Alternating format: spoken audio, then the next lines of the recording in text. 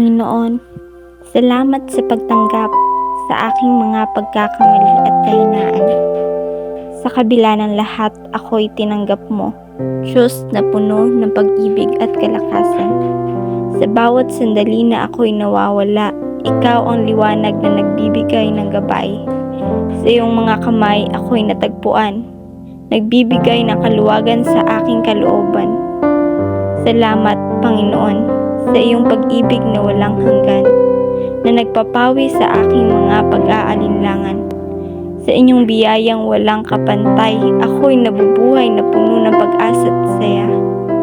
Sa mga sandaling ako'y nagkukulang, ikaw ang nagbibigay ng lakas at kapangyarihan. Sa iyong pagmamahal, ako'y pinapawi at binabalot ng kapayapaan sa aking puso't isipan.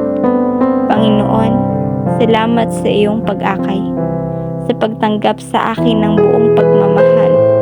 Ako'y handang maglingkod at magmahal. Sa iyong harapan ako'y nagpupugay.